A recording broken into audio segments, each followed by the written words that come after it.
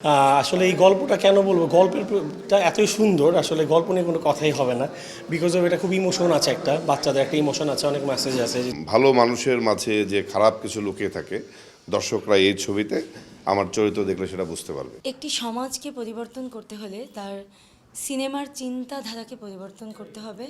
অবশ্যই সেই দেশের সিনেমাগুলো, সেই সমাজের সিনেমাগুলোর মধ্যে এমন কিছু মেসেজ থাকতে হবে যেখান থেকে সাধারণ মানুষ শিক্ষা পায়। আমার অনেক দিনের ইচ্ছে যে শিশুদের নিয়ে তো ছবি কম হচ্ছে আমাদের বাংলাদেশে, সে কারণেই ভাবলাম যে আসলে এ ধরনের চলচ্চিত্র, যে অবহেলিত শিশু, বৃদ্ধ, আমাদের বাংলাদেশের আনাচে কানাচে কিন্তু এরকম আমরা এই এ ধরনের দৃশ্য আমরা প্রচুর দেখতে পাই। তো তখন থেকে আমার মনে হলো যে না, এদের নিয়ে কিছু একটা করা উচিত, যাতে মানুষের নজরে পড়ে, সরকারের নজরে পড়ে।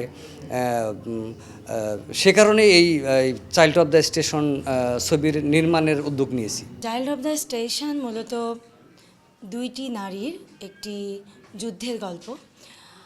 স্টেশনে যে সমস্ত অবহেলিত শিশুরা বাস করে, তাদের যে প্রতিদিনকার যুদ্ধ, তাদের যে যন্ত্রণা, সেই যন্ত্রণাগুলোকে ফিল করে শ্রাবণী এবং দীপা নামে দুটি ক্যারেক্টার। তারা প্রতিনিয়ত চায় এই শিশুদের পুনর্বাসন করতে।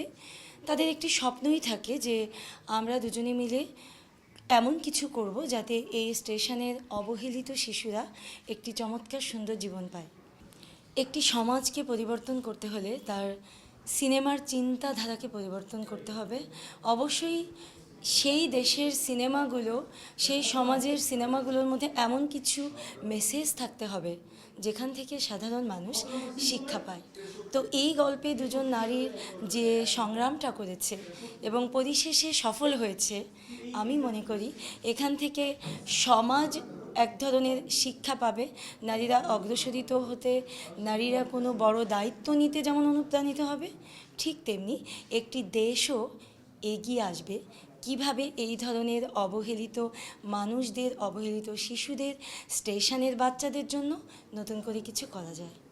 আসলে এই গল্পটা কেন বলবো, গল্পটা এতই সুন্দর, আসলে গল্প নিয়ে কোনো কথাই হবে না। বিকজ অফ এটা খুব ইমোশন আছে, একটা বাচ্চাদের একটা ইমোশন আছে, অনেক মেসেজ আছে। যেহেতু নামের মধ্যেই একটা কিন্তু বুঝাই যাচ্ছে যে চাইল্ড অফ দ্য স্টেশন মানে শিশু কেন্দ্রিক একটা মেসেজ আছে। সো এটা আসলে পথ শিশু এবং স্টেশনে যারা থাকে, এরকম ওদের একটা ইমোশন বা ওদের লাইফস্টাইল, ইভেন একটা পার্ট আছে, আমি বলছি না, ওদের ওদের ইমোশন এবং লাইফস্টাইল নিয়ে একটা গল্প। চাইল্ড অফ দ্য স্টেশন নামটা শুনে তো মনে হয় আসলে শিশুদের নিয়ে।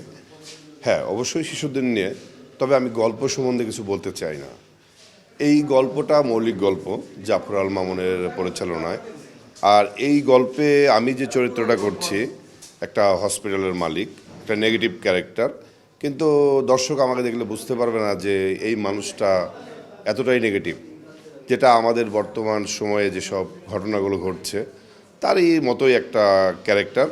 তবে আমি এই গল্পটা করে খুব ভালো লাগছে, আমার একটু নতুনত্ব আছে যে ভালো মানুষের মাঝে যে খারাপ কিছু লুকিয়ে থাকে, দর্শকরা এই ছবিতে আমার চরিত্র দেখলে সেটা বুঝতে পারবে। ডেফিনেটলি এই ধরনের গল্প যদি দর্শকরা দেখে, তাহলে অবশ্যই সমাজ সচেতনতামূলক অনেক কিছু জানতে পারবে, বুঝতে পারবে যে আসলে এইসব ঘটনা থেকে মুক্তি পাওয়ার জন্য আমাদের কি করা উচিত। এগুলো দেখলে তারা অনেকটাই সতর্ক হবে, সচেতন থাকবে যে আসলে আমাদের শিশুরা তো অনেকেই অবহেলিত।